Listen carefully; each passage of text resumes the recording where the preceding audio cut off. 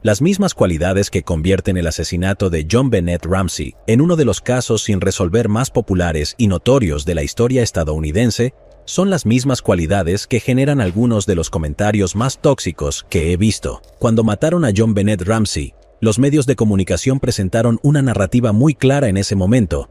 La narrativa parecía ser que, por razones desconocidas, los padres de JonBenét la habían decapitado y no había absolutamente ninguna duda al respecto. A pesar de que muchas personas están convencidas de quiénes son los verdaderos culpables, no se ha realizado ningún arresto en el caso, y a pesar de que se han hecho 4 películas de televisión, un documental de Netflix, una entrevista con el Dr. Phil y se han escrito 15 libros sobre el tema e incontables horas de contenido en Internet al respecto, hay muy pocos hechos reales sobre este caso. Parece que virtualmente cada detalle sobre este enigma, por insignificante que parezca, sigue siendo motivo de un debate acalorado entre los expertos. Esta excepcional cantidad de dudas con respecto a los detalles del caso ha dado lugar a 4 teorías principales, cada una de las cuales es tanto incuestionable como irrefutable. Y naturalmente, las teorías principales tienen innumerables ramificaciones también. Vamos a analizar cada variación de los posibles hechos en relación con cada teoría posible. Dicho esto, les doy la bienvenida al episodio extra largo de hoy de Mentes Enfermas sobre el asesinato de JonBenét Ramsey. John Ramsey, su padre, nació en Lincoln, Nebraska, en 1943 y obtuvo su licenciatura en Ingeniería Eléctrica en 1966. Ese mismo año, se casó con Lucinda Pash y se unió a la Marina de los Estados Unidos, donde sirvió en el Cuerpo de Ingenieros Civiles. Después de 3 años en Filipinas, sirvió en la Reserva de Atlanta durante 8 años más. Durante este tiempo, también obtuvo su maestría en Administración de Empresas y tuvo 3 hijos con Lucinda, un hijo y 2 hijas. En 1978, a los 35 años, decidió cambiar a su esposa por una modelo más joven y se divorció de Lucinda. 2 años después, se casó con Patsy Paugh, de 23 años. En 1987, tuvieron su primer hijo juntos, Burke, y años después nació su hija JonBenét. El mismo año en que nació su hija, fundó la compañía Advanced Product Group.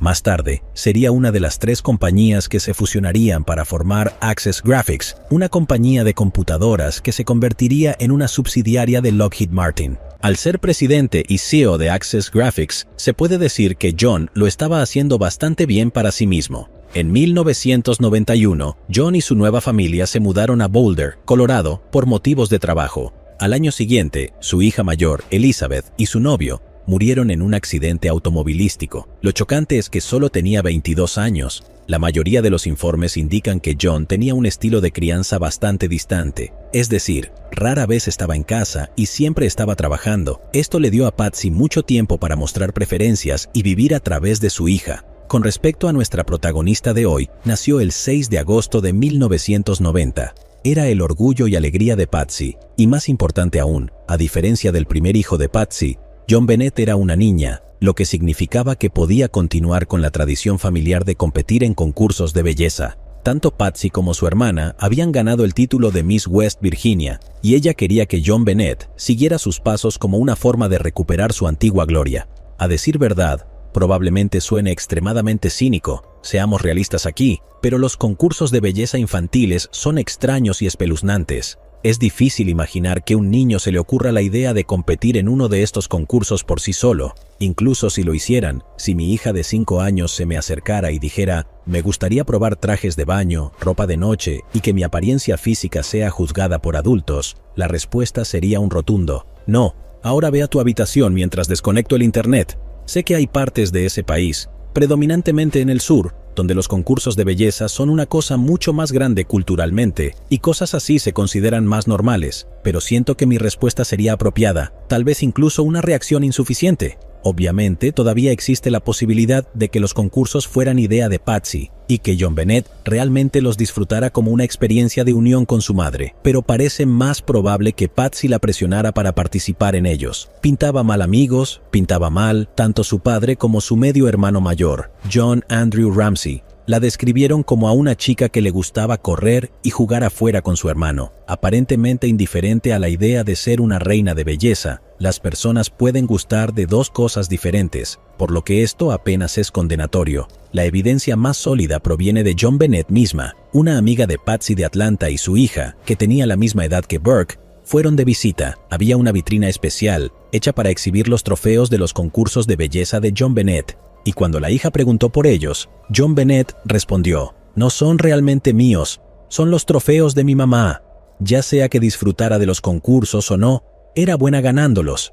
JonBenét ganó 7 concursos de belleza antes de cumplir la edad de 6 años. Todos los padres tienen un hijo favorito, y parece claro, a partir de evidencia como vídeos caseros, que JonBenét era la favorita de Patsy. Tal vez era porque podía revivir sus sueños de gloria en los concursos a través de su hija, o tal vez era porque Burke, bueno, en palabras inmortales de Hank Hill, ese chico no está bien, pero hablaremos de él más adelante. En la mañana de Navidad de 1996, la familia Ramsey se despertó para abrir sus regalos de Navidad.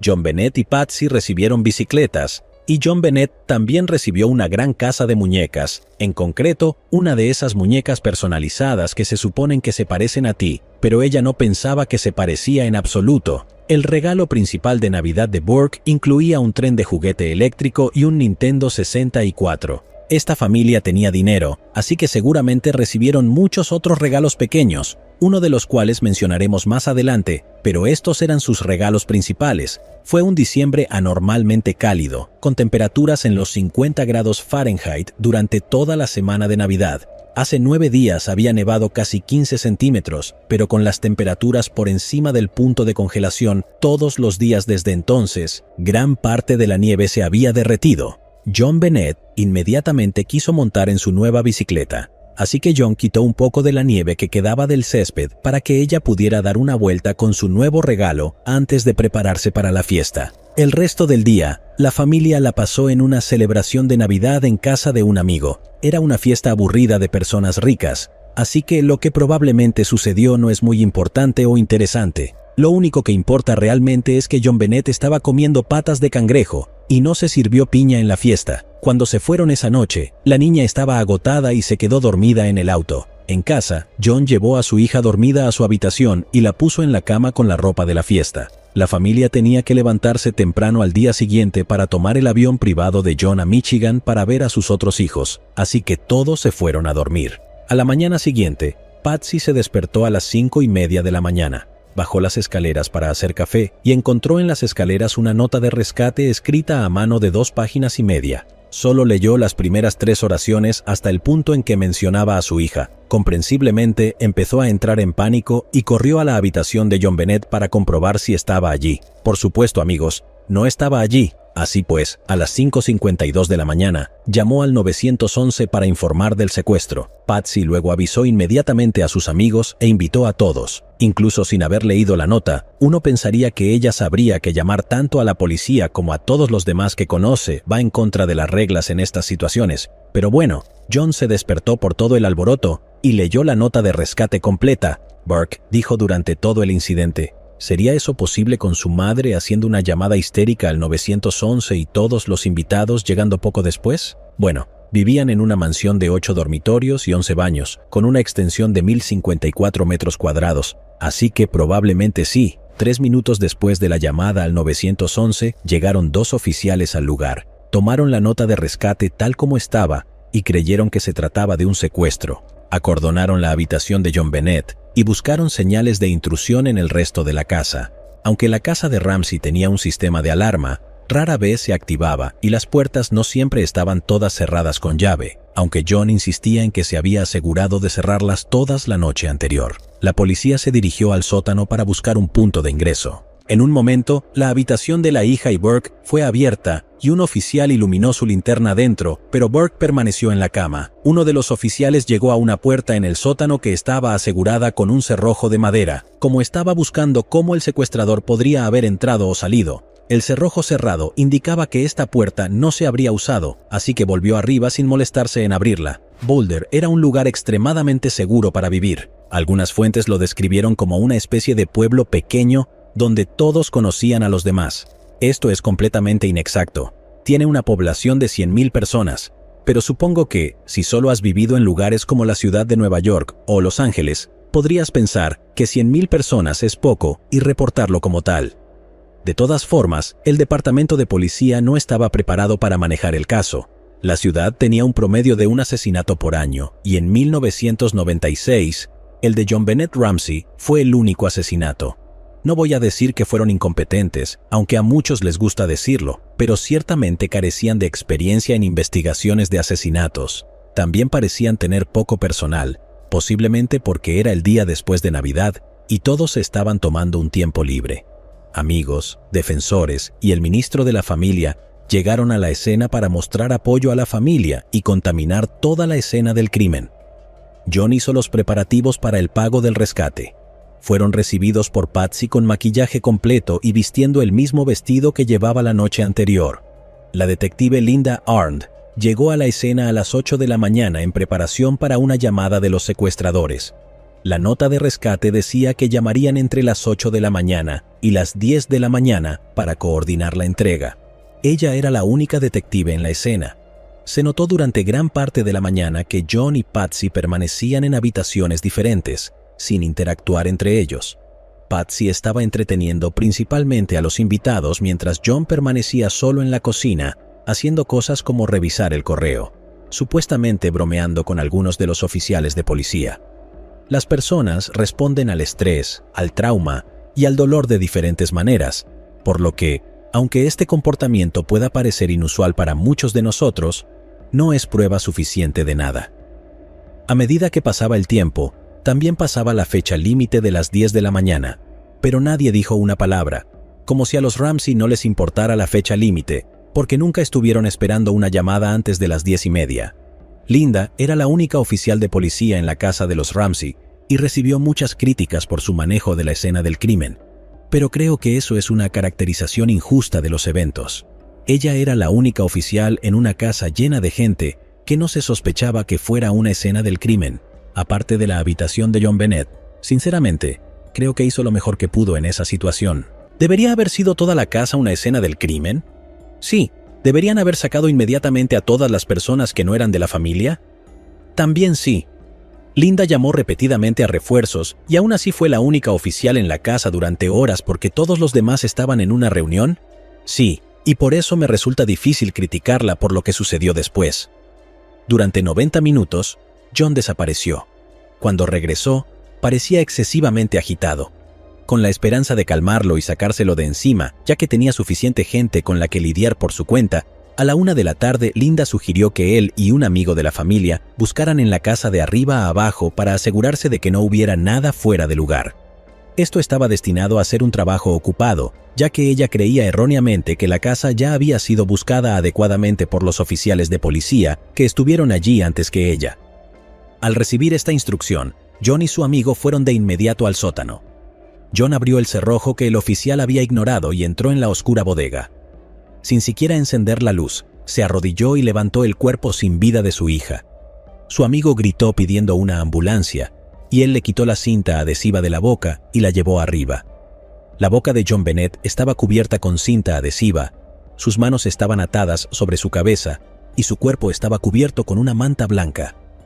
Alrededor de su cuello había una profunda herida de estrangulamiento causada por un garrote casero aún hundido en su cuello. Cuando John llegó a la parte superior de las escaleras del sótano, la detective Linda le ordenó que pusiera el cuerpo en el suelo. Los dos se arrodillaron junto a la niña, con sus rostros a centímetros de distancia. En palabras de Linda en una entrevista de 1999 con ABC, citó: "Tuvimos un intercambio no verbal que nunca olvidaré, y él preguntó si ella estaba muerta, y yo dije sí, está muerta, y le dije que volviera a la habitación y marcara al 911. Mientras nos mirábamos, recuerdo guardar mi pistola junto a mí y contar conscientemente, tengo 18 balas, porque no sabía si todos estaríamos vivos cuando llegara la gente". John fue a la otra habitación y luego regresó con una manta y preguntó si podía cubrirla, pero no esperó respuesta. Obviamente, esto no debería haber sido permitido, pero Linda estaba sola en una casa llena de gente, al menos una de las cuales estaba segura de que era un asesino. Es difícil culparla por intentar evitar esto, al igual que sería difícil culpar a un inocente John por querer cubrir a su hija en una casa llena de gente. La nota de rescate en sí es completamente ridícula, como dos hombres cayendo de una ventilación. Es el tipo de cosa que podría ser mejor explicada por el personaje de William Dafoe de Boondock Saints, quien deja una nota de rescate de 2.5 páginas, especialmente una escrita a mano. Las notas de rescate deberían tener 2 o 3 frases y estar hechas con recortes de revistas. Todo el mundo lo sabe. Nada en la nota es creíble en absoluto, y claramente es el resultado de alguien que ha visto demasiadas películas y estaba tratando de sonar como un villano de la pantalla grande, en lugar de un secuestrador de la vida real. Podría simplemente decir que es una nota de rescate falsa y dejarlo así, pero hay tan pocas pruebas reales en este caso, y considerando que toda la escena del crimen fue contaminada, eso no sería suficiente. La nota juega un papel importante en todas las diversas teorías sobre este caso, así que quiero asegurarme de que entiendas completamente su contenido al intentar decidir a qué teoría te suscribes. Cito: Señor Ramsey, escuche cuidadosamente. Somos un grupo de individuos que representan una pequeña facción extranjera. No lo son. Si fueran de una pequeña facción de cualquier cosa, no se identificarían como tal. Además, ninguna facción extranjera se identifica como extranjera, porque para ellos no son extranjeros, son canadienses o armenios o lo que sea. Incluso cuando viven en el extranjero, las personas rara vez se identifican personalmente como extranjeros. Es una apertura completamente extraña que pone inmediatamente en duda todo lo demás. Respetamos tu empresa, pero no el país al que sirve. La palabra empresa, expresada en inglés en la carta, está mal escrita, y antes de la palabra respetamos se pueden ver las palabras hacemos y no tachadas. Esto indica que originalmente el autor iba a decir que no respetan su empresa.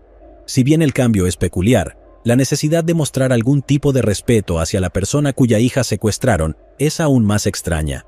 En este momento, tenemos a tu hija en nuestro poder. Nuevamente, poder en inglés está mal escrito. Este es el segundo error de ortografía en 2 frases. Parece que los autores están tratando de establecer al escritor como extranjero o poco letrado, algo que no se sustenta con la longitud de la carta.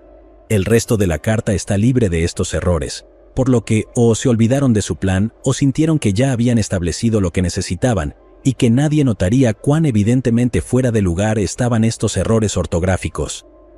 Ella está a salvo y sin heridas, y si quieres verla en 1997, debes seguir nuestras instrucciones al pie de la letra. Esto es claramente una mentira, ya que ahora sabemos que ella está muerta, pero también es innecesariamente teatral. Retire $118,000 de su cuenta. $100,000 estarán en billetes de $100 y los 18,000 restantes en billetes de $20. El tipo vive en un palacio, y su empresa acaba de publicar ganancias de $1,000 millones para el año. Entiendo que el dinero no lo es todo, a menos que sea extraordinariamente corrupto, pero si también conoce su nombre, también debe tener alguna idea de cuánto vale. Incluso si no tenían idea de quién era el tipo y fue elegido al azar, su casa es enorme. ¿Se tomaría la molestia de secuestrar a un niño de alguien que claramente tiene dinero por solo $118,000? ¿Y qué pasa con esas notas sobre las denominaciones? Es un completo sinsentido. Lo que no es absurdo es que John casualmente acababa de recibir su bono de Navidad de $118,117.50. Es una coincidencia notable. Ese es un número muy específico que muy pocas personas habrían conocido. O bien, esa facción extranjera es muy considerada y solo quiere llevarse su bono en lugar de dejarlo en bancarrota, ya que tanto respetan su negocio, o quieren hacer parecer que alguien de su empresa estaba al tanto del monto de su bono. Asegúrate de llevar un portafolio de tamaño adecuado al banco. La palabra portafolio, expresada en inglés en la carta como attaché completa con el acento en la E, es una elección extraña. Podría ser un intento de hacer que la persona parezca extranjera, o el trabajo de una persona adinerada que está tan desconectada de la realidad que no entiende que la mayoría de las personas no usan comúnmente palabras como attache. Esto también parece una referencia a la película Ruthless People. En la película, un secuestrador da instrucciones que comienzan con «escucha con atención», similar a esta nota. También especifican una marca y número de modelo para el maletín a utilizar, así como instrucciones sobre las denominaciones de los billetes. Todo esto es poco realista para un escenario de secuestro real, a pesar de lo que las películas quieran hacer creer al autor. Sin embargo, su afición por el cine se volverá aún más evidente más adelante. La entrega será agotadora, así que te aconsejo que descanses bien. Eres un secuestrador. ¿Por qué te importa si están descansados o no? Además, la nota fue dejada en medio de la noche mientras dormían. ¿No deberían estar descansados cuando la vieran? También es muy similar a una línea de la película Harry el Sucio. Si te vigilamos mientras obtienes el dinero temprano, podríamos llamarte temprano para acordar una entrega más temprana del dinero y, por lo tanto, una recogida más temprana de tu hija. La nota indica que de alguna manera están siendo vigilados, pero incluso si Patsy no hubiera leído la nota completa antes de invitar a todo el pueblo, John la había leído antes de que llegara alguien. Uno pensaría que estarían preocupados por haber violado los términos de la nota de rescate que alegaba que estaban siendo vigilados, pero no lo estaban. El autor también tacha la palabra entrega con respecto a John Bennett y la cambia por recogida. Siempre es como si el autor tuviera dificultades para recordar de qué lado de la nota se supone que está, o bien se dieron cuenta después de escribirlo de que ningún secuestrador entregaría realmente a su hija, exponiéndose a sí mismos, sino que simplemente la dejarían en algún lugar para que la recogieran después de obtener el dinero. Cualquier desviación de mis instrucciones resultará en la ejecución inmediata de su hija. También se le negarán sus restos para un entierro adecuado. Si a alguien le secuestran a su hijo, eso es suficiente incentivo para que paguen el rescate. La amenaza de negarle sus restos es otra inclusión desconcertante en esta carta. Nadie pensaría, voy a ir a la policía en lugar de pagar porque, ya sabes, jugaré a los dados con la vida de mi hija, pero si no puede tener un buen entierro cristiano, supongo que definitivamente tendré que escuchar. La cita continúa. Los dos caballeros que vigilan a su hija no les agradan ustedes particularmente, así que les aconsejo que no los provoquen. Hablar con cualquier persona sobre su situación, como la policía, el FBI, etc., resultará en la decapitación de su hija. Una vez más, el autor intenta indicar que se trata de un grupo de personas.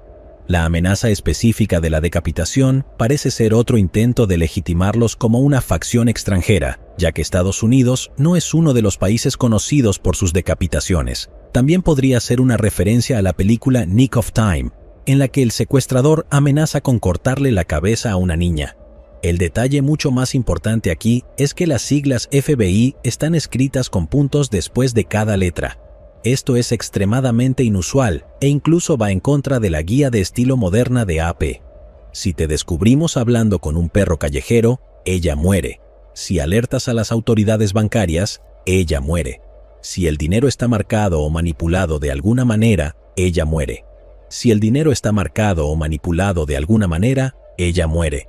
Serás escaneado en busca de dispositivos electrónicos y si se encuentra alguno, ella muere. Una vez más, esto es sacado directamente de las películas.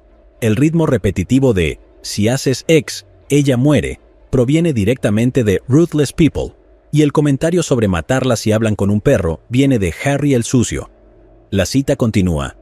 Podrías intentar engañarnos, pero ten cuidado, estamos familiarizados con las contramedidas y tácticas de las fuerzas del orden. Si intentas superarnos, hay un 99% de probabilidad de que mates a tu hija. Sigue nuestras instrucciones y tendrás un 100% de posibilidades de recuperarla. En primer lugar, esta persona claramente no está familiarizada con nada más que las representaciones cinematográficas de las fuerzas del orden de Hollywood. Pero lo más importante, estás diciendo que hay una posibilidad. ¿Por qué diablos solo das un 99% de probabilidad de matar a John Bennett si intentan superarte?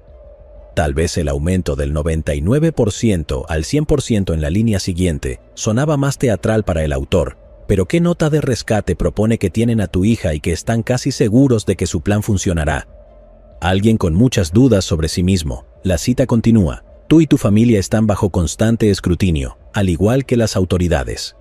Bueno, vaya, probablemente no deberían haber llamado a tanta gente por allí. Además, esto es 1996, no hay cámaras de seguridad para piratear. ¿Estás diciendo que estás estacionado afuera observando? ¿Podían ir a saludar? La cita continúa. No intentes cultivar un cerebro, John. Literalmente, esta es una cita de la película Speed. Es una frase tan extraña que es difícil imaginar que el autor no se diera cuenta de que alguien notaría de inmediato que, a pesar de la introducción formal, Parece que los secuestradores ahora conocen a John por su nombre de pila. La cita continúa. No eres el único gato gordo por aquí, así que no pienses que matar será difícil. No nos subestimes, John. Usa ese buen sentido común sureño tuyo. Ahora depende de ti, John. El uso de la frase gato gordo a menudo se señala como fuera de lugar para una facción extranjera, y aunque estaban en Colorado, parecían saber que John era del sur originalmente. Parece poco probable que pudieran conocer ese detalle sobre él y no entender que $118,000 eran una gota en el océano en comparación con lo que tenía en el banco. Al final, la carta estaba firmada como Victoria SBTC. No hace falta decir que las notas de rescate generalmente no incluyen firmas como en una carta formal. Es un poco difícil reclamar el anonimato de una nota de rescate cuando has firmado tu nombre en la evidencia. No se ha identificado ninguna organización relevante con esas iniciales y cualquier suposición sobre su significado generalmente carece de fundamento y es absurda. Si bien los oficiales iniciales en la escena tomaron la nota de rescate tal como estaba, los primeros investigadores que la vieron de inmediato la identificaron como una distracción. Quiero decir, solo escuchen esa completa tontería. El supuesto secuestrador cambió entre usar yo y nosotros, lo que indica que no podían llevar la cuenta de si debían ser un grupo de personas. Sin embargo, aunque el mensaje en sí mismo fuera insignificante, la nota como evidencia definitivamente no lo era. No solo era una nota larga escrita a mano, el culpable ni siquiera llevó la nota consigo. El papel resultó ser de un bloc de notas que pertenecía a Patsy y la pluma utilizada era una pluma de la casa. Sorprendentemente, ambos objetos fueron devueltos a donde pertenecían en la casa. Esto es una posible señal de comportamiento inusual, ya que un secuestrador no tendría realmente cuidado de dejar la casa en orden. Las únicas huellas dactilares en la nota pertenecían a Patsy, John y los oficiales de policía involucrados. Esto en sí mismo no significa mucho, ya que un intruso podría haber usado guantes todo el tiempo que estuvo en la casa, pero sigue siendo parte del contexto general. Ya que se sabía que la nota había sido escrita dentro de la casa, la longitud es un asunto bastante importante. La policía estima que habría tomado aproximadamente 21 minutos y medio escribirlo todo. Días después, la policía también encontraría lo que se llamó una nota de rescate de práctica. La nota de práctica solo contenía las palabras «Señor y señora Ramsey», pero fue arrancada del bloc de notas y tirada junto con la página debajo de ella, donde parte de la tinta se filtró a través de la página. Esto implica que la carta original iba a ser redactada dirigiéndose a ambos padres antes de que el autor reconsiderara y la escribiera directamente a John. Debido a que quien dejó la nota se tomó la molestia de escribir tanto, hay una muestra muy grande que se puede utilizar para el análisis de la escritura a mano. Si bien los testimonios de expertos en análisis de escritura siguen siendo permitidos en la corte, siguen siendo fuertemente criticados como subjetivos y pseudocientíficos. Objetivos o no, el resultado de estos análisis fueron bastante interesantes. Basados en las comparaciones con la nota de rescate y otras muestras de escritura, los expertos pudieron descartar tanto a John como a Burke como el posible autor. También descartaron a cualquier persona ajena a la familia que estuviera involucrada en el caso. La única persona que no fue descartada fue Patsy. No fue etiquetada como una coincidencia definitiva en la escritura, pero se encontraron más de 200 similitudes entre la nota de rescate y sus muestras de escritura. Entre ellas, la afición por los signos de exclamación y el uso de puntos y siglas. Sin embargo, lo más incriminatorio son las propias letras. Aquí tienes un ejemplo particularmente interesante de algunas de las similitudes al comparar la escritura. La muestra de Patsy está escrita claramente con una pluma de punta fina, por lo que las formas de las letras no serán coincidencias asombrosas aquí, aunque en muchos de los otros ejemplos sí lo son. Lo que es inusual es el agrupamiento de letras en las palabras. En ambos ejemplos, la letra E está unida a la letra L y la siguiente E está separada. El siguiente grupo de 4 letras están escritas unidas entre sí, con las 3 últimas letras aisladas. Hay muchos ejemplos de letras unidas tanto en la escritura de Patsy como en la nota de rescate, además de la forma general de las letras, pero este realmente resalta como algo específico de su escritura. Reitero que la escritura de Patsy no fue declarada como una coincidencia y simplemente no fue descartada, pero si ella no fue la autora, parece que el verdadero autor estaba familiarizado con la escritura de Patsy y estaba tratando de hacer que pareciera que ella la escribió. En este sentido, no necesitamos analizar cada palabra que fue hablada al 911. En cambio, piénsalo como jazz, tenemos que escuchar las palabras que no se dijeron al operador.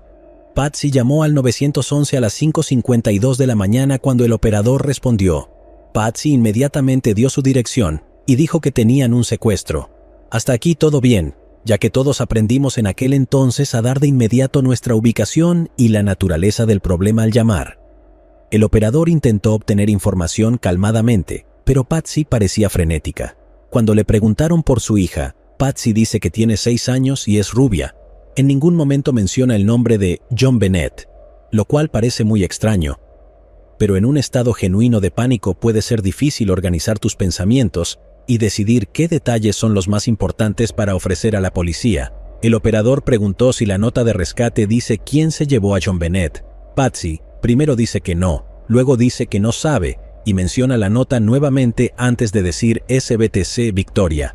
Esta última parte a menudo se menciona como una inconsistencia en su relato, aunque según lo que afirmó a la policía, solo había leído las 2 primeras frases de la nota de rescate antes de llamar al 911, pero luego responde quién lo firmó. Esto se puede explicar fácilmente por el hecho de que ella tenía la nota en la mano y simplemente la miró al final para ver si estaba firmada. La refutación común de esta idea es que ella dice las 2 últimas líneas en el orden opuesto en el que aparecen en la nota, lo que muchos interpretan como que ella lo estaba recitando de memoria y lo dijo al revés. Yo argumentaría que ella leyó SBTC y al no poder entenderlo, leyó la línea anterior también ya que era solo una palabra. No estoy afirmando la inocencia de Patsy, solo encuentro este argumento extremadamente poco convincente. El operador informó a Patsy que un oficial estaba en camino y tomó su nombre mientras Patsy pasaba por lo que suena como un poco de histeria repitiendo «por favor» y «apúrense» una y otra vez. El operador repite que alguien está en camino y Patsy respira profundamente, momento en el que vuelve a decir «apúrense, apúrense, apúrense» y cuelga el teléfono, o eso pensó. Lo que siguió es difícil de entender. El audio ha sido sometido a cancelación de ruido y amplificación para tratar de hacerlo más claro. Incluso con el audio sin editar, se puede escuchar claramente a Patsy diciendo algo en el fondo, aunque es difícil distinguir qué. Parece haber 3 voces diferentes, Patsy, un hombre adulto y un niño. Ya que se suponía que nadie más estaría en la casa, y de hecho no había nadie cuando la policía llegó 3 minutos después, es lógico pensar que las otras 2 voces que se escucharon eran las de John y Burke, asumiendo que realmente sean sus voces. Existe cierta controversia de que puedan ser artefactos del proceso de edición realizado en la grabación, ya que lo que podemos escuchar parece ser una cinta analógica e incluso puede ser una copia de una copia. También es importante recordar que el ruido de fondo puede provenir de ambos lados de la llamada, por lo que puede ser ruido de fondo del centro de llamadas del 911. Incluso si asumimos que son voces, el diálogo exacto sigue siendo difícil de entender. Hay un par de propuestas diferentes sobre lo que se está diciendo. Si quieres intentar escuchar por ti mismo, te recomiendo pausar este video y tratar de encontrar el audio sin subtítulos para escuchar primero, ya que una vez que sepas lo que supuestamente está allí, lo escucharás cada vez, ya sea claro o no. Aquí hay una transcripción de lo que se cree que se dijo después de que Patsy dejara el teléfono pensando que estaba colgado. John, no estamos hablando contigo. Patsy, ¿qué hiciste? ¿Qué hiciste? Ayúdame, Jesús. Burke, ¿qué encontraste? ¿O me van a arrestar? En este punto, la llamada al 911 se desconecta. Otra cosa rápida sobre esta llamada telefónica. Al comienzo de la llamada, lo primero que dice Patsy es, necesitamos un policía. Especialmente con la pausa en su oración, suena mucho como si estuviera a punto de decir, oh, necesitamos una ambulancia para John Bennett, antes de recordar que se suponía que era un secuestro. Es posible que estuviera diciendo que necesitaba una ambulancia por instinto porque normalmente es para lo que se llama al 911. Seguro, todo es posible en este caso, por eso todavía está sin resolver. Lo único que parece que no debería ser posible es lo único que sabemos con certeza, la forma brutal en que John Bennett fue asesinada. Cuando John Bennett fue encontrada en el sótano, tenía una marca de estrangulamiento profunda alrededor de su cuello con el cordón del garaje todavía unido. La estrangulación fue la causa oficial de su muerte, pero no fue su única lesión. Aunque no parecía haber signos de ello al verla, John Bennett también sufrió una fractura de cráneo de aproximadamente 8 pulgadas como resultado de un traumatismo contundente severo. Eso es aproximadamente la longitud de toda su cabeza. El informe inicial indicaba que la fractura de cráneo ocurrió aproximadamente 1 hora y media a 2 horas antes de que fuera estrangulada hasta la muerte. Aunque hubiera sido fatal si no se hubiera tratado, otras pruebas sugieren que la fractura pudo haber ocurrido después de que ya estuviera muerta. Los rasguños en su cuello indican que puede haber estado luchando por soltar la cuerda alrededor de su cuello mientras se sofocaba y se encontró ADN debajo de sus uñas años después. John Bennett llevaba una camisa blanca de manga larga con una estrella plateada bordada, unos pantalones largos y ropa interior. Tanto los pantalones largos como la ropa interior estaban manchados de sangre y orina. Junto a su cuerpo había una bata de noche de Barbie que tenía sangre en ella, lo cual era evidencia de una lesión vaginal e inflamación crónica que podría ser indicativa de abuso a largo plazo, aunque este tipo de abuso no está establecido como un hecho y fue motivo de controversia entre profesionales médicos. No había nada que indicara una inserción de pene, pero definitivamente era una posibilidad alguna otra forma de abuso sexual. Se encontró que el área vaginal había sido limpiada con un paño. 2 conjuntos peculiares de lesiones eran 2 pares de marcas circulares, uno en su cuello y otro en su espalda. La lesión parecía tener el mismo tamaño y ambos conjuntos estaban a la misma distancia exacta. También se observó que las cuerdas atadas alrededor de las muñecas de John Bennett estaban sueltas y no habrían sido útiles para atarla realmente. También se cree ampliamente que fue atada después de su muerte como parte de la escenificación de la escena del crimen. La autopsia también señaló que lo último que había comido dentro de las últimas horas antes de morir fue piña. Había algunas muestras de ADN tomadas de John Bennett Ramsey. Se encontraron muestras en sus pantalones largos y ropa interior. Estas eran muestras muy pequeñas y durante años no pudieron ser analizadas. También se encontró ADN debajo de sus uñas, así como en la cuerda de estrangulamiento. Es extremadamente importante tener en cuenta que, en todos estos casos, el ADN encontrado era ADN de contacto. No se encontró sangre, saliva, orina o semen ajeno. El ADN de contacto es simplemente ADN de células de piel desprendidas y es algo extremadamente complicado. Se transfiere con mucha facilidad de una persona o superficie a otra y es muy difícil confiar en él, ya que hay demasiadas explicaciones inocentes para la aparición de ADN de contacto, independientemente de dónde se encuentre. A pesar de la naturaleza potencialmente inútil de este tipo de ADN, cuando se realizaron avances y se pudieron analizar estas muestras, se descubrió que el ADN pertenecía a una persona conocida como hombre no identificado. El ADN no coincidía con ningún miembro de la familia Ramsey ni con nadie conocido por ellos, y no estaba en la base de datos del FBI. Con esta información, en 2008, 2 años después de que Patsy muriera de cáncer de ovario, la fiscal del distrito de Boulder, Mary Lacey, exoneró públicamente a la familia Ramsey. Esto fue considerado prematuro por muchos expertos en ADN, pero tampoco tenía validez legal de ninguna manera.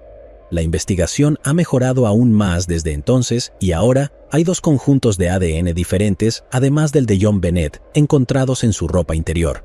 Se reveló que no solo el ADN en la cuerda de estrangulamiento, sino también el de la parte trasera de la bata de noche de Barbie y el de debajo de sus uñas no coincide con ninguna de las ubicaciones entre sí. La historia del ADN no ha terminado aún. John propuso que quería que se enviara el ADN para pruebas privadas en lugar de estar bajo el control del Departamento de Policía de Boulder. Ya sea culpable o inocente, más pruebas parece que no le perjudicarían.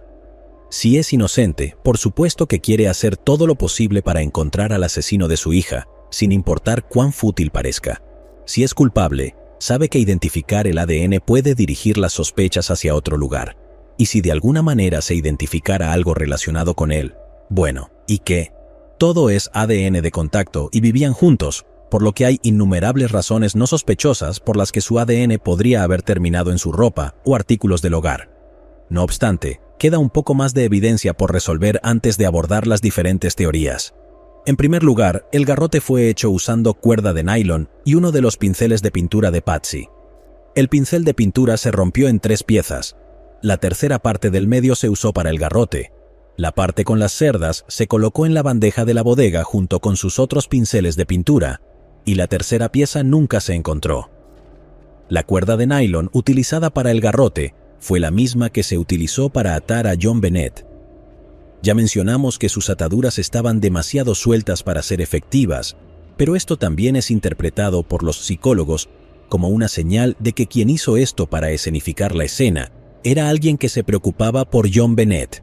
Un atacante al azar simplemente habría atado nudos rápidamente sin preocuparse por el bienestar de la víctima. Hablando de los nudos, se utilizaron 3 tipos diferentes. Existe desacuerdo sobre la complejidad de estos nudos y quién sería capaz de hacerlos. Se cree que tanto John como Patsy sabrían cómo hacer varios nudos porque tenían al menos un barco.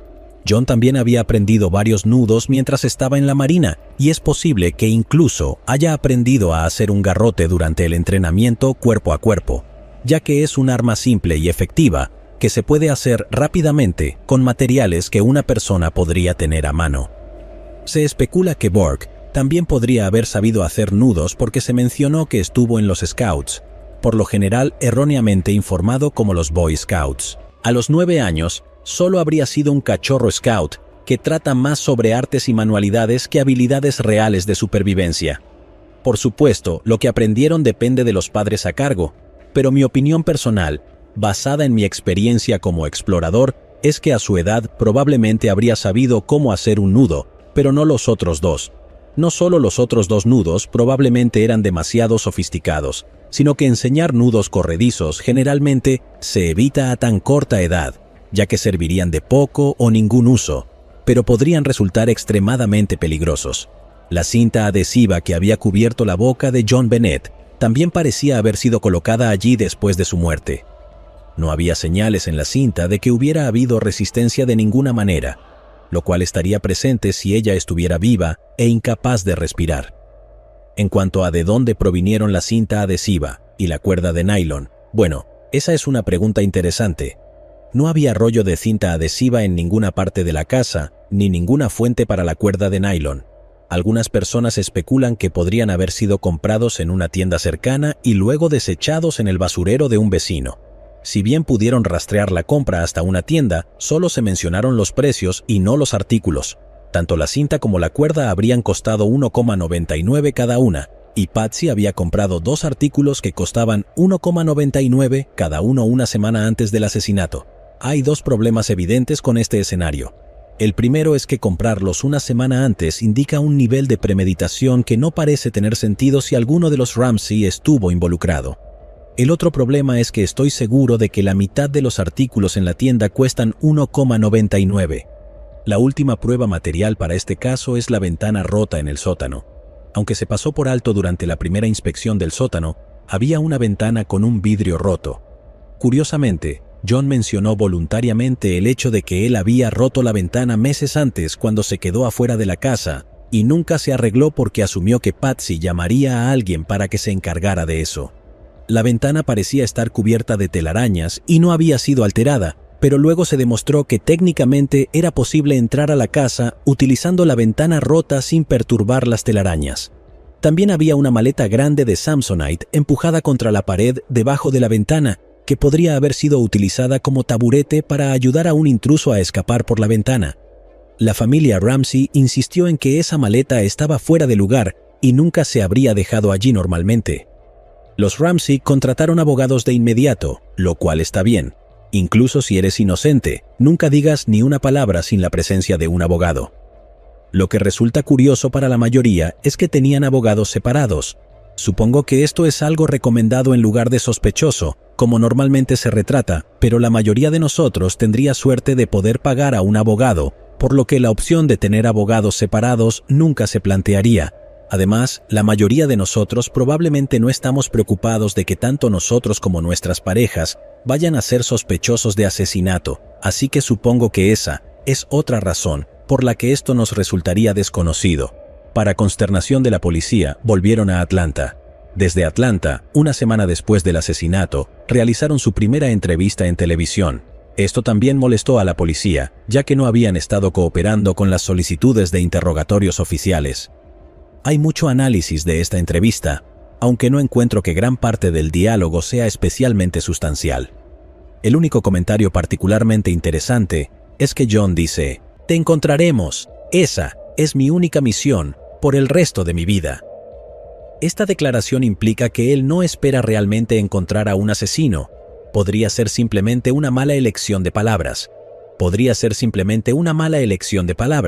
Pero te prometo que el resto de las críticas sobre la elección de palabras son mucho más minuciosas que esto. La conclusión más importante de esta entrevista es su comportamiento y comunicación no verbal. En primer lugar, supuestamente Patsy parece estar bajo los efectos de algo. Su hija fue asesinada y se convirtió en una noticia internacional de la noche a la mañana, y ahora está haciendo una entrevista en televisión.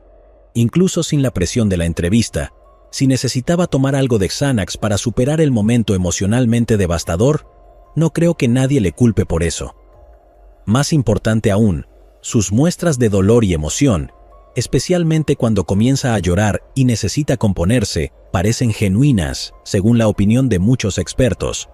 Por otro lado, las emociones de John son analizadas como falsas o engañosas. Ciertamente, hay razones para esto además de la culpabilidad. Se requiere un cierto nivel de sociopatía para convertirse en presidente y CEO de una compañía multimillonaria, por lo que él podría ser inocente y simplemente estar tratando de fingir lo que parecen ser emociones apropiadas. Además, esta fue su segunda hija que murió en 4 años. Ese nivel de trauma podría dejar a una persona completamente emocionalmente muerta por dentro, o simplemente podría ser culpable como el diablo. Bueno, nada está descartado. Cuando los Ramsey por fin acordaron hablar con la policía 4 meses después del asesinato, iba a requerir algunas concesiones por parte del departamento de policía.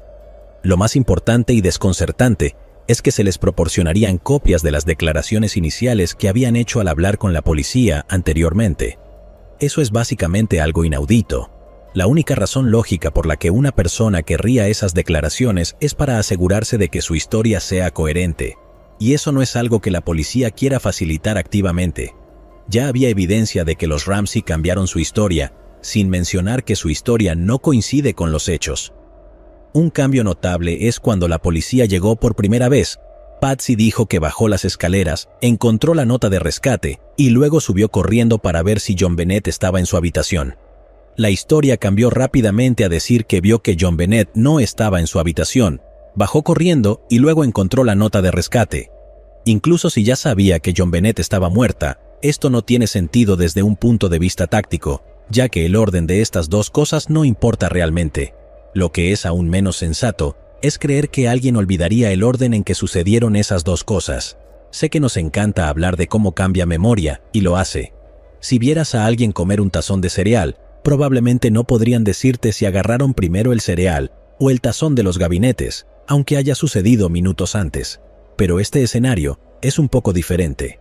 Nuestros cerebros están programados para recordar el trauma como una herramienta de supervivencia.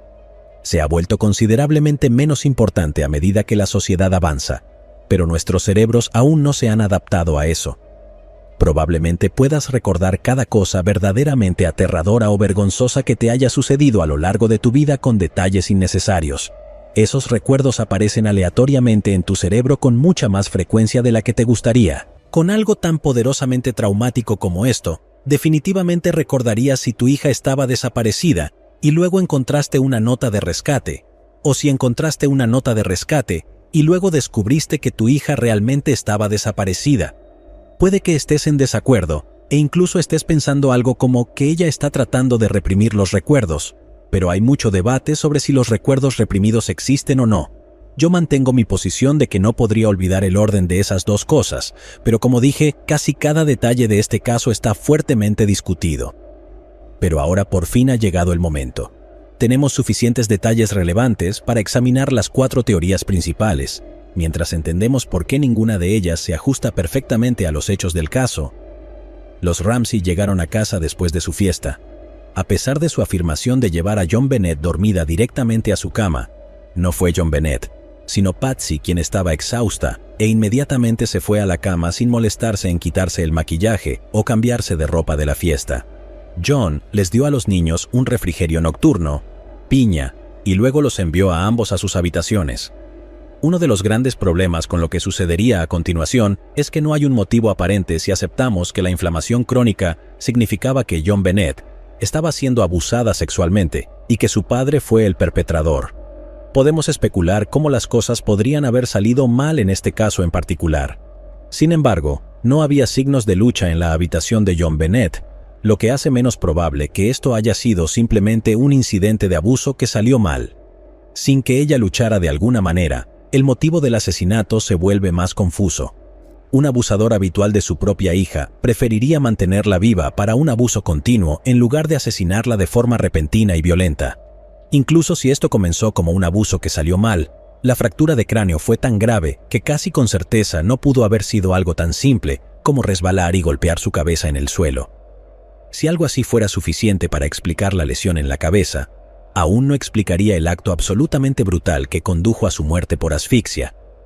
Es realmente preocupante que incluso si John fuera un depredador, la motivación no solo para el asesinato, sino para un asesinato tan brutal, simplemente no tendría sentido. Esto es preocupante porque muchos otros detalles tendrían sentido. Independientemente de su motivo, con John Bennett muerta, John se encargó de escenificar la escena. Escribió la ridícula nota de rescate tratando de disfrazar la escritura como la de su convenientemente llamada esposa, Patsy. La lógica aquí sería que incluso si ella fuera sospechosa de alguna manera, era inocente, por lo que no habría evidencia que la relacionara con el crimen. Alternativamente, tal vez solo quería asegurarse de que la escritura no pareciera suya, y que nada más importara, o que la de ella fuera la única escritura que imitaría sin que pareciera demasiado inusual. Realmente no importaba porque en este escenario nunca se suponía que hubiera un cuerpo, y por lo tanto, la nota de rescate parecería más auténtica.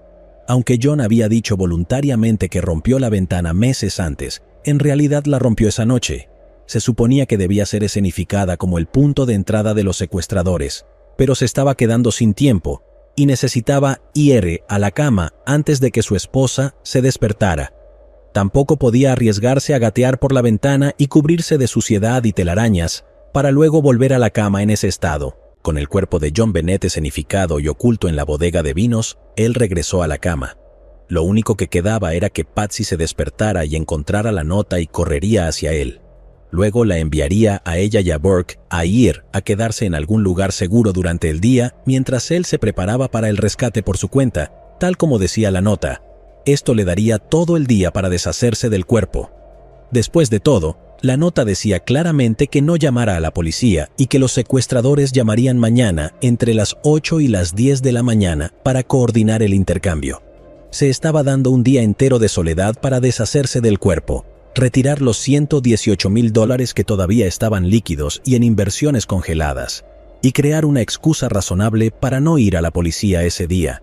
Solo estaba siguiendo las instrucciones de los secuestradores. Habría sido un plan casi perfecto, excepto por dos fallas fatales. La primera es que, si la persona despierta y encuentra una nota dejada durante la noche que menciona mañana, es probable que asuma que mañana, desde el punto de vista del autor, es en realidad hoy. La otra falla fue que no se dio cuenta de que Patsy querría tener a su bebé de vuelta y no se tomó la molestia de leer el guión especulativo de John para Netflix antes de llamar a la policía. Tampoco se tomó la molestia de consultar con él, lo que le habría dado la oportunidad de discutir todo el debate sobre mañana e intentar convencerla de que no llamara a la policía. Tan pronto como Patsy llamó al 911, John se dio cuenta de que estaba jodido.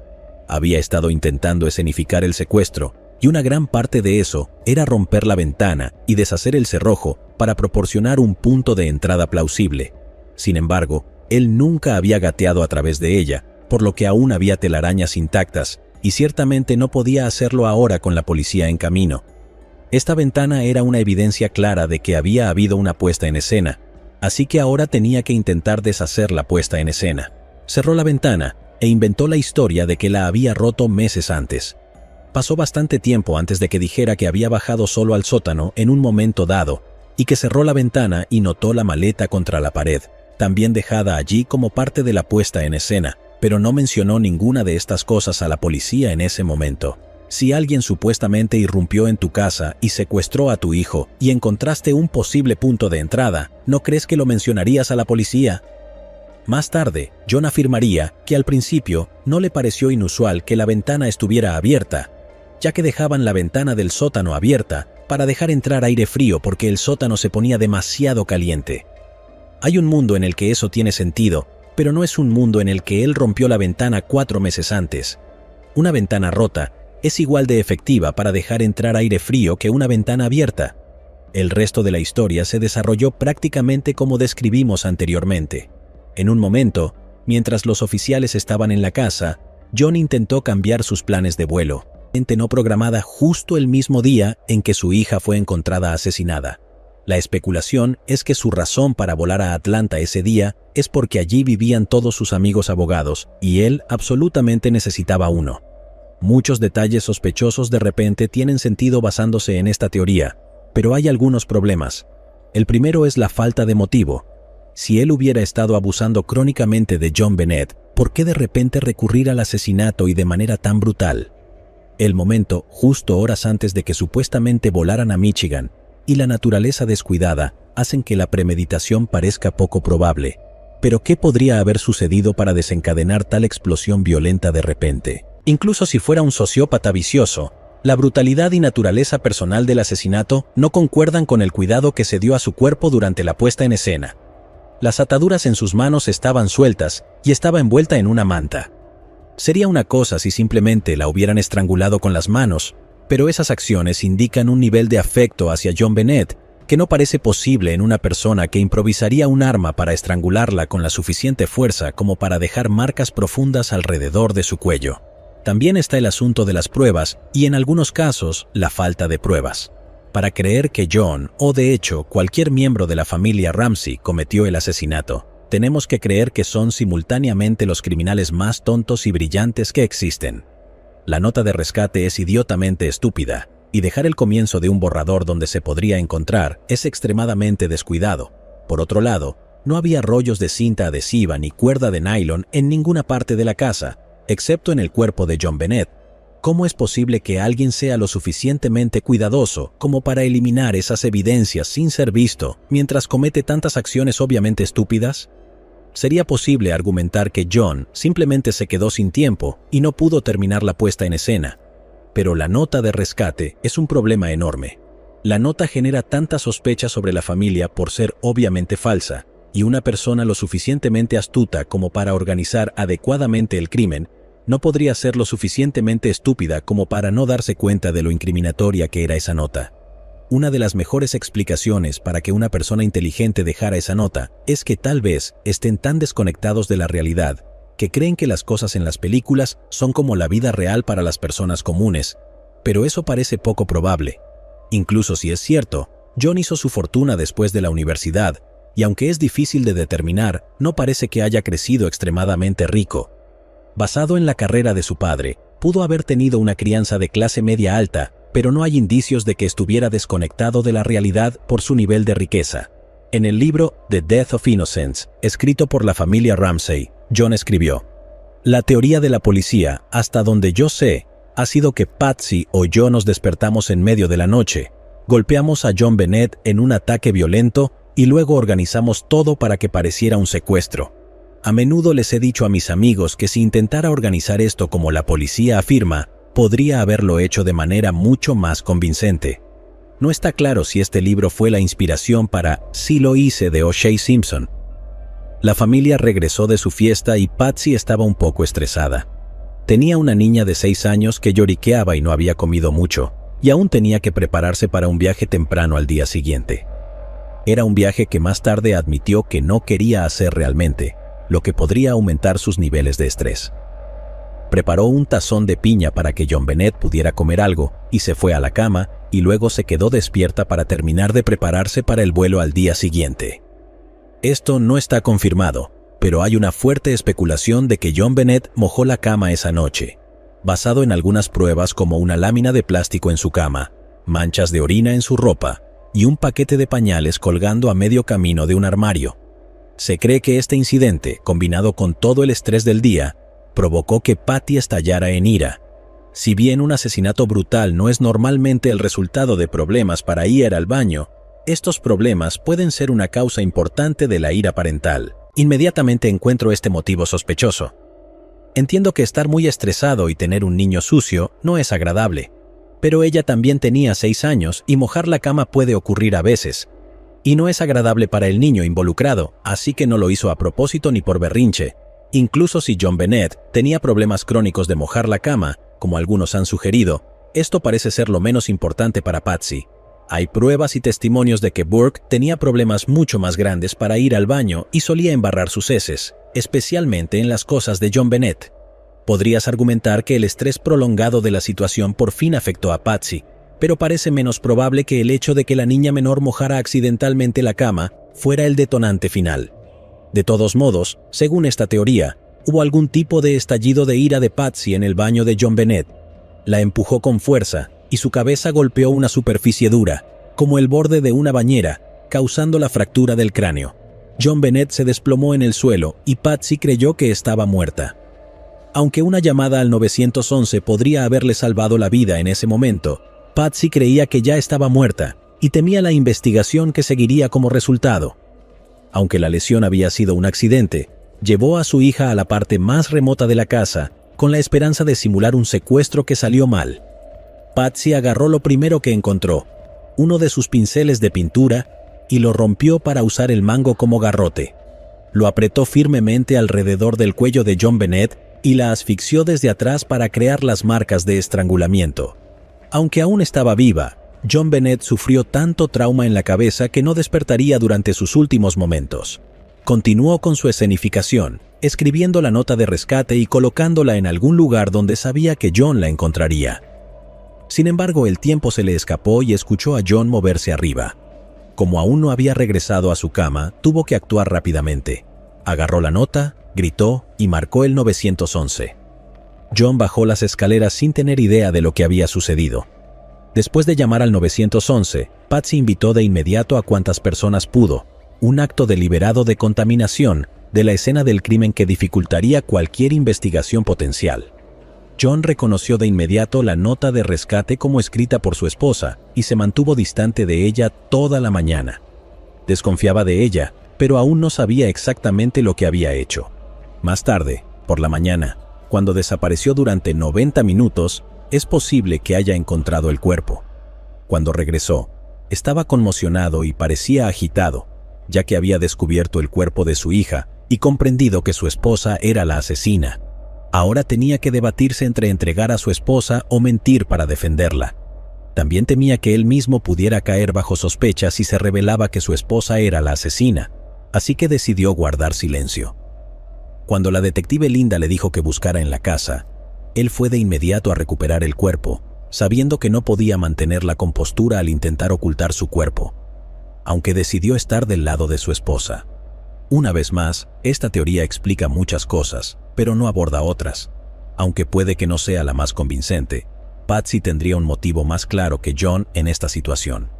Puede parecer poco probable que Patsy se descontrolara porque su hija pequeña mojara la cama, pero no conocemos su estado mental exacto en el momento antes de enterarse, ni el estrés continuo de la supuesta enuresis crónica y las aventuras fecales de Burke, lo cual podría haberla desgastado al final. Esta teoría también ofrece una mejor explicación de por qué Patsy aún llevaba la ropa de la noche anterior y estaba completamente maquillada. Ella nunca se fue a dormir. También es más probable que la nota de rescate falsa haya sido escrita por Patsy que por alguien intentando disfrazar su escritura como la de ella, ya que la escritura es demasiado similar, pero nuevamente no definitivamente suya. Explica por qué en la llamada al 911 parece que ella comienza por pedir una ambulancia, pero luego se detiene y se corrige a sí misma, pidiendo en cambio a la policía. Hay un hecho simple que arroja muchas dudas sobre esta teoría en particular. Patsy llamó al 911, ignorando lo absolutamente ridículo del contenido de la nota de rescate. A lo largo de la nota está claro que no deben llamar a la policía de ninguna manera. Si Patsy fue la autora de la nota, y especialmente si pretendía que John la encontrara, es desconcertante que ella ignorara sus propias instrucciones y llamara inmediatamente a la policía, Tal vez en el momento en que escuchó a John moverse arriba, la gravedad total de lo que había sucedido y lo horrible de la nota que había escrito terminó hundiéndola. Tal vez se dio cuenta de que John reconocería de inmediato la escritura como la suya y necesitaba tomar el control de la situación.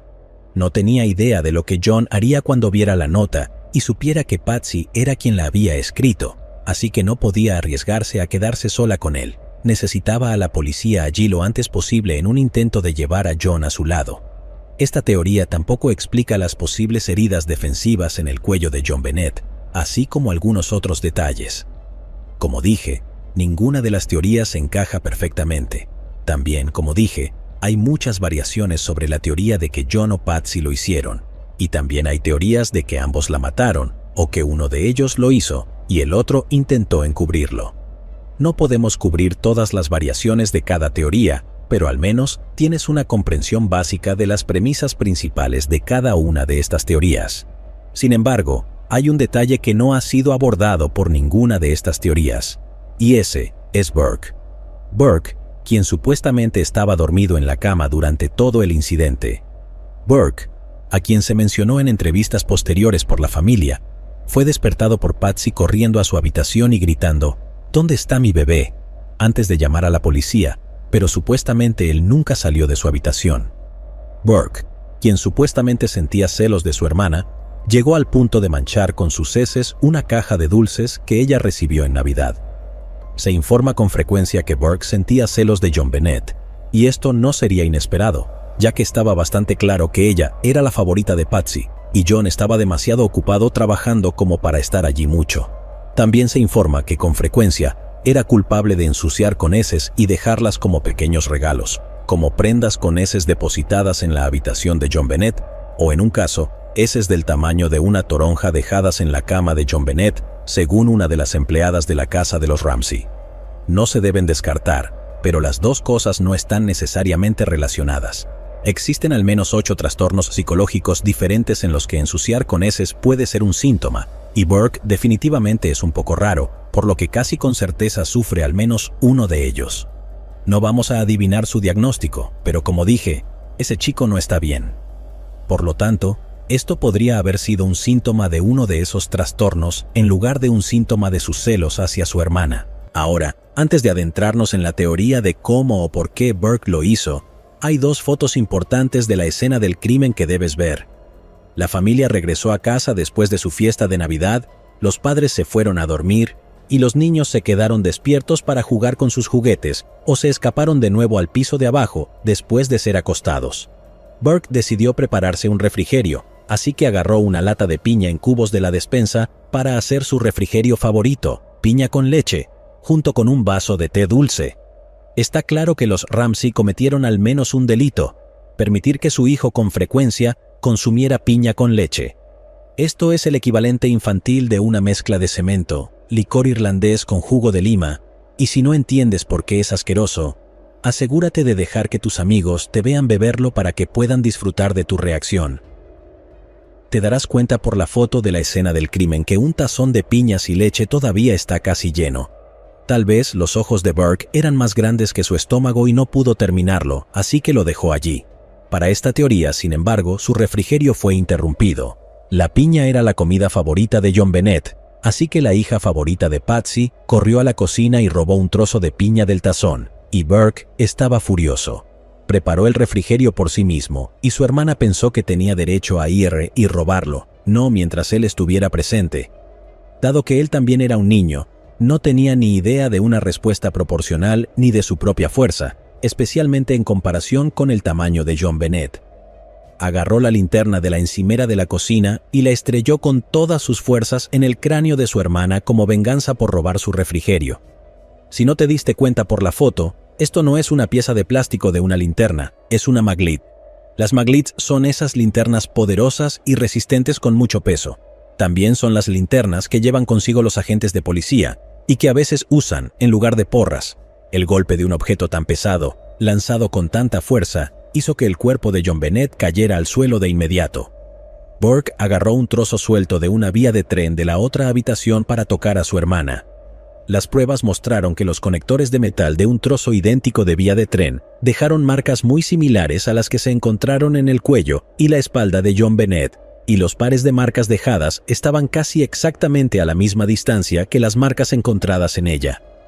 Una crítica obvia sería que deberían estar exactamente a la misma distancia, no casi exactamente, pero podría verse afectado por la curvatura del cuerpo o por las vías de tren sueltas en el suelo que fueron pisadas y se doblaron ligeramente.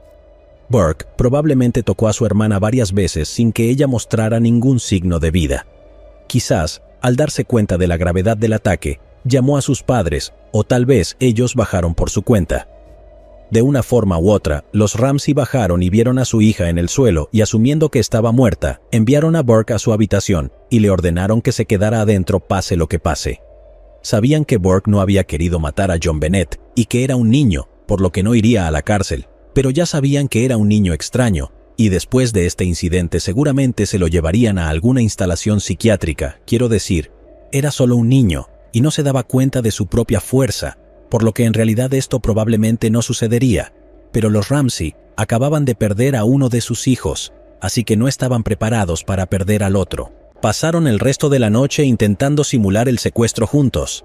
Patsy escribió la nota de rescate mientras John llevaba a su hija al sótano para simular el secuestro que salió mal. Envolvió el cordón alrededor del cuello de John Bennett y lo apretó, pero de repente todo se volvió aún peor. John Bennett abrió los ojos y comenzó a agarrar el cordón. ¿Qué diablos se suponía que debía hacer? Pensó que ella estaba muerta. Si supiera que estaba viva, simplemente podrían haber dicho que los niños estaban jugando bruscamente y que ella se cayó. Ahora que estaba viva, si llamaban al 911, no solo tendría que explicar cómo recibió una fractura de cráneo tan grave, sino también por qué John Bennett decía que se despertó con un cordón alrededor de su cuello, un cuello que ahora tenía marcas de ligaduras. Por instinto de autopreservación, John no tuvo más opción que terminar el trabajo. Cuando Patsy hizo la llamada al 911, Burke oyó sus gritos y no pudo evitar desobedecer las órdenes de sus padres y bajar. Hay un punto en el que supuestamente se puede escuchar la conversación en el momento de la llamada telefónica. Si se hubiera escondido en su habitación después de golpear a su hermana y los Ramsey hubieran encontrado a John Bennett por su cuenta, tendría sentido el intercambio de ¿qué hiciste?, seguido de ¿qué encontraste? Burke es apresurado de vuelta a su habitación antes de que llegue la policía y se le exige que se quede allí. Esta teoría tiene el motivo más creíble de todos los miembros de la familia Ramsey.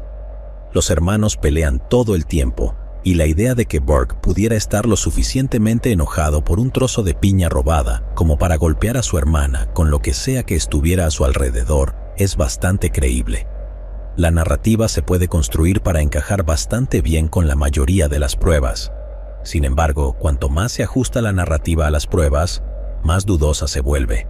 Si tenemos que explicar las posibles heridas defensivas en John Bennett debido a que John continuó apretando después de que ella se despertó, es realmente difícil de aceptar. Él estaba simulando un asesinato para no perder a sus dos hijos, pero si ella aún estaba viva, ¿por qué no salvar al hijo favorito y sacrificar al extraño? La motivación de Burke tiene sentido aquí, pero la motivación de los padres parece más ficción que realidad. No es imposible que sintieran que esto era necesario en lugar de llamar al 911, y tal vez pensaron que podrían aprovechar su riqueza y estatus en la comunidad para hacer que la gente creyera la mentira. O tal vez fue una decisión impulsiva de la que se arrepintieron de inmediato, pero era demasiado tarde para retractarse una vez que se hizo esa llamada al 911. Sin embargo, un dato interesante sobre la linterna es que la familia afirmó que no era suya. De todas las piezas de evidencia para impugnar, ¿por qué centrarse tanto en la linterna? Si tu respuesta es porque fue el arma del asesinato, eso solo lo hace más extraño. La mayoría de las personas tienen una linterna, así que eso no es raro o sospechoso, incluso si se descubrió que era la fuente de la fractura del cráneo. Si un intruso se hizo sentir como en casa y usó su pluma y papel para tomarse su tiempo escribiendo una larga nota de rescate, ¿qué lo detendría de usar algo de la casa como arma? Negar tan enérgicamente que la Maglite les perteneciera no parece tener mucho sentido. También está la posibilidad de que realmente no fuera de ellos. La linterna podría haber pertenecido a un oficial de policía que la dejó allí, o podría haber sido dejada por un intruso. Y por supuesto, necesitamos hablar más sobre la piña. cuando por fin interrogaron a Burke, siendo un niño, fue extraño. Él ya era un poco extraño de por sí, pero esto fue diferente. Parecía como si hubiera sido intensamente entrenado o como si hubiera captado por su cuenta escuchando las conversaciones de sus padres que la piña era una señal de culpabilidad. Cuando lo interrogaron sobre los bocadillos que disfrutaba su hermana, se esforzó por mencionar solo bocadillos sin piña, incluso cuando la pregunta se limitaba explícitamente a las frutas. Hubo una pausa muy larga antes de que admitiera, tal vez piña, tal vez. También le mostraron la foto de la escena del crimen que mencionamos anteriormente, la de la leche con fruta, y le pidieron que la describiera. Burke dijo que se parecía a su mesa del comedor y confirmó que la casa de jengibre en la imagen era una que él y John Bennett habían hecho juntos. Cuando le preguntaron qué había en el tazón junto a la piña, lo miró durante mucho tiempo y dice, «Oh», y luego continúa describiendo el vaso con una bolsita de té en él, en su lugar. Esto es muy sospechoso, pero no necesariamente apunta a la culpabilidad de Burke. Incluso si no estuvo involucrado, puede haber recibido instrucciones de no mencionar la piña.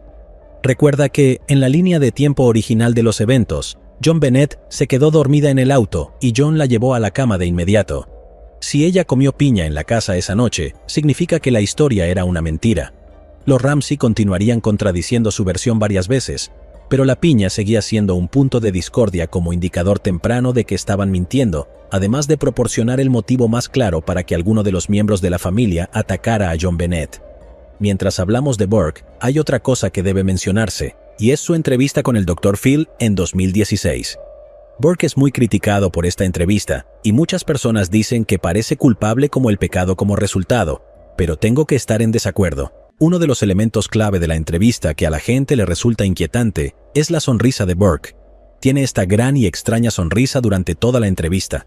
Me encantaría poder mostrarles a todos su gran y estúpida sonrisa, pero si usamos siquiera un cuadro de Dr. Phil, su equipo de derechos de autor reclamará este video antes de que termine de subirse. Pero respecto a la sonrisa de Burke, el nerviosismo y otros comportamientos aparentemente extraños, mi opinión personal es simplemente dejarlo pasar. En primer lugar, probablemente sea neurodivergente de alguna manera. En segundo lugar, es una situación extremadamente incómoda para alguien, especialmente alguien que no está acostumbrado a hacer entrevistas. Además, su vida prácticamente terminó a los 9 años. Ya solo era el hermano de John Bennett antes de todo eso. Y desde el día en que fue asesinada, él ha sido visto solo como el hermano de John Bennett, el asesino de John Bennett o el hijo del asesino de John Bennett. Los tabloides y los paparazzi convirtieron la vida de la familia en un circo mediático durante años. Ah, sí, esta entrevista se emitió el mismo día que un documental de la CBS acusaba directamente a Burke de asesinato. Dado todo esto, creo que podemos dejar pasar su incomodidad social con el Dr. Phil. Eso no lo absuelve de sospecha. Solo significa que la entrevista no prueba nada. Ah, y la CBS llegó a un acuerdo en la demanda por difamación de $750 millones de Burke sobre esa película por una cantidad no divulgada, pero puedes apostar a que fue mucho. Ahora hemos cubierto a los 3 miembros. No diré que los 3 escenarios tienen la misma probabilidad, pero ninguno de ellos es tan sólido como para que los otros 2 no generen suficiente duda razonable para evitar una condena.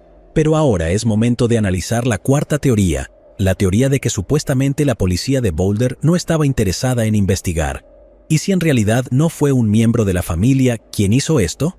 Las 3 teorías que hemos analizado hasta ahora comparten un detalle importante en común: la fractura accidental del cráneo de John Bennett, que la hizo parecer muerta, y luego fue estrangulada hasta la muerte con un garrote. Esto fue hallado en la autopsia original, pero ¿y si está equivocado? ¿Y si la estrangularon primero y el golpe en la cabeza no ocurrió hasta que ya estaba muerta? Como dije, prácticamente cada detalle en este caso es controvertido. Y esto no es solo especulación infundada. Una fractura de cráneo del tamaño de la de John Bennett probablemente estaría acompañada de una hemorragia cerebral importante, pero no se informó de dicha hemorragia en la autopsia. Sin embargo, se observaron pequeñas hemorragias en sus ojos, lo cual es lo que se esperaría cuando una persona es estrangulada mientras aún está viva. Esto parecería indicar que, para el momento de la fractura del cráneo, el corazón de John Bennett ya había dejado de latir. Esta es una distinción extremadamente importante, porque si bien no descarta a un miembro de la familia, hace que sea mucho menos probable. Un golpe accidental en la cabeza, o incluso uno intencional más severo de lo planeado, seguido de la puesta en escena del crimen, tendría sentido para un miembro de la familia. Quiero decir, sigue siendo extraño, pero todo este caso es extraño, por lo que sería muy plausible.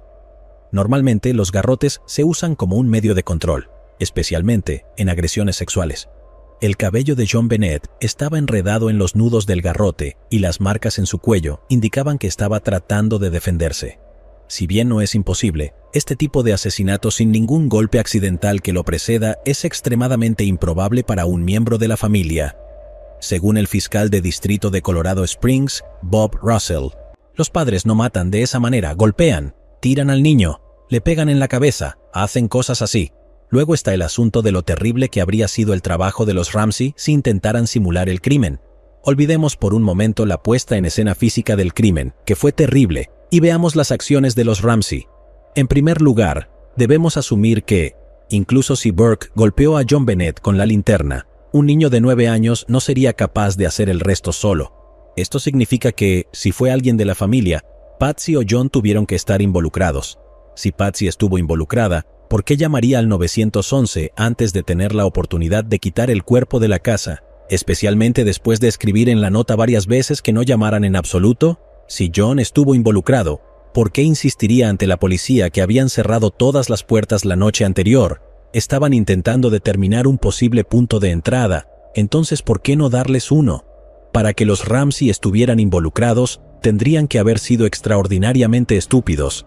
John tenía una maestría y era presidente y CEO de una empresa tecnológica, mientras que Patsy tenía un título en periodismo y había soñado con seguir una carrera como periodista seria antes de quedar embarazada y convertirse en una ama de casa millonaria. Parece casi imposible creer que alguno de ellos pudiera haber sido tan profundamente estúpido como para arruinar su puesta en escena en el nivel más básico. O tal vez son brillantes y están jugando algún tipo de juego loco de ajedrez en 4D que ni siquiera puedo comprender, pero eso parece aún menos probable. Si el golpe no vino primero, tanto el método de asesinato como el terrible intento de puesta en escena pone lejos a los Ramsey como sospechosos. Eso está bien, y es suficiente para tener dudas razonables, pero ¿hay alguna evidencia que apunte a que fue otra persona? Para empezar, está la absurda nota de rescate.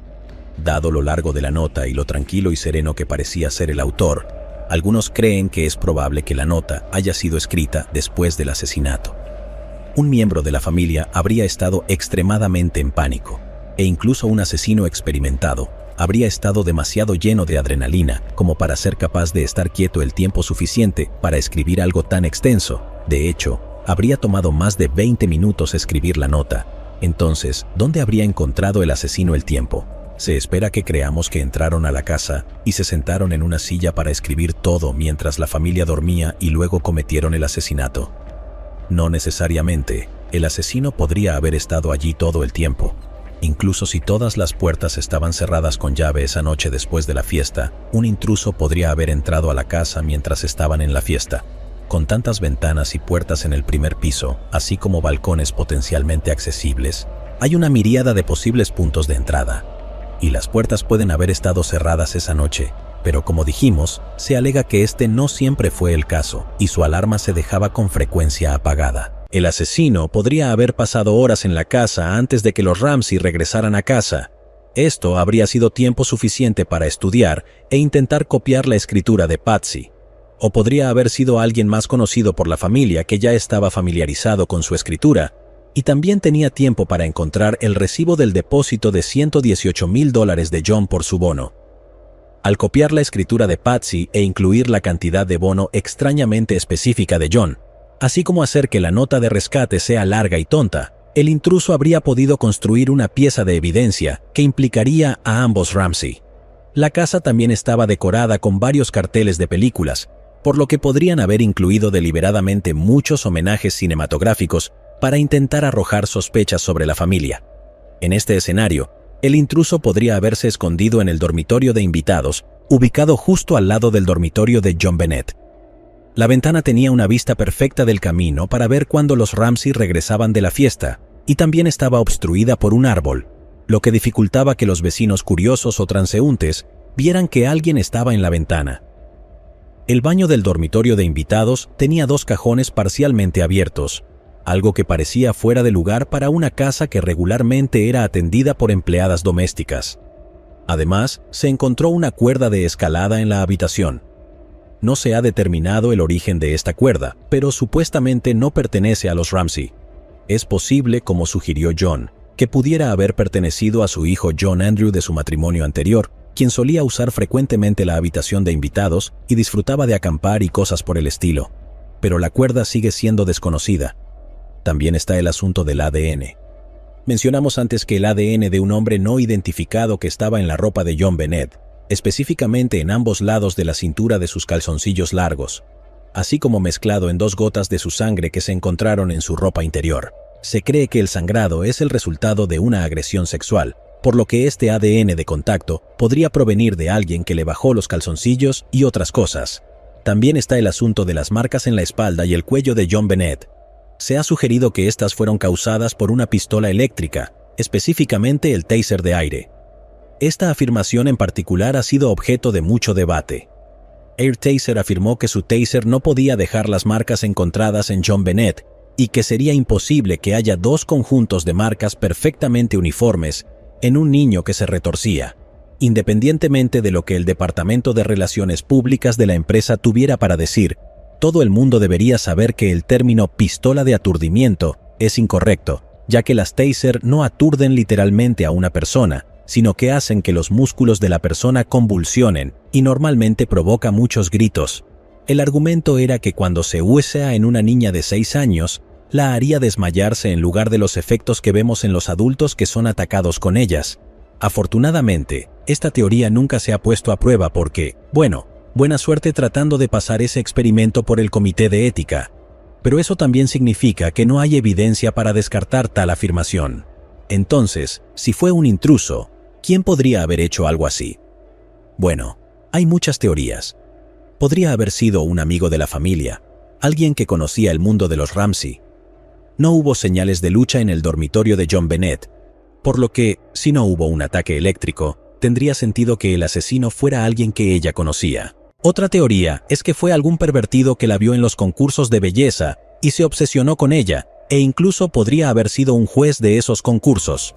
De hecho, hubo 2 pedófilos convictos que confesaron su asesinato. Una de esas confesiones resultó ser falsa, probablemente de alguien que buscaba notoriedad.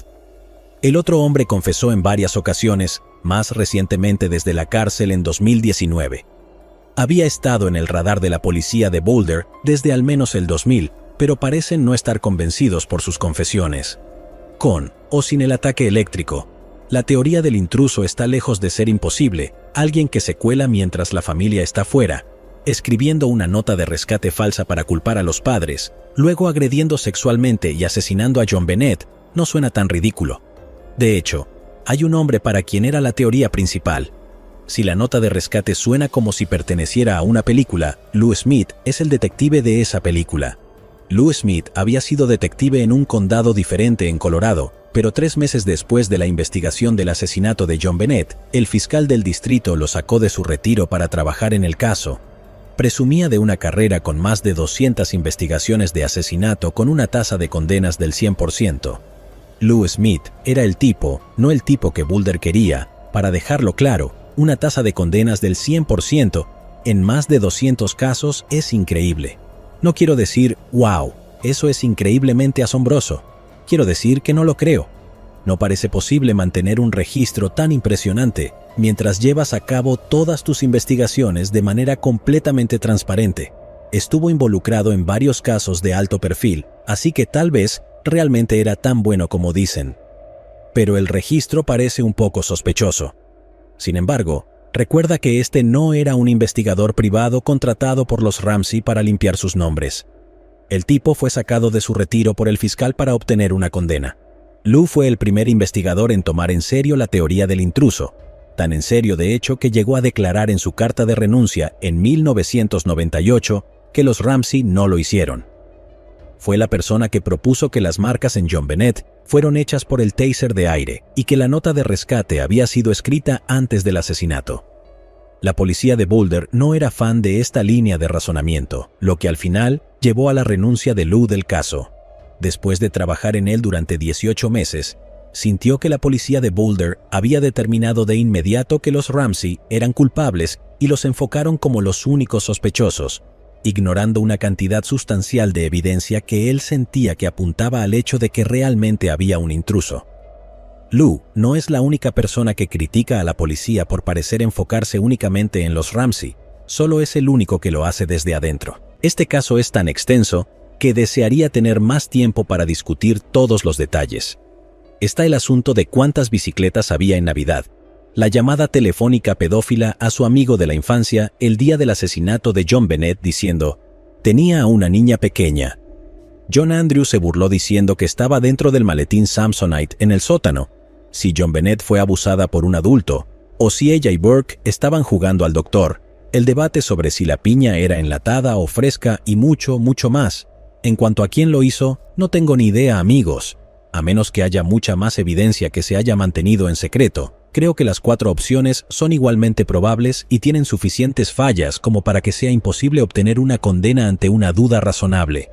Probablemente por eso nadie ha sido acusado del asesinato. Incluso las personas que están absolutamente seguras de saber quién lo hizo pueden verse cambiando de opinión cuando se propone una nueva variación de una teoría.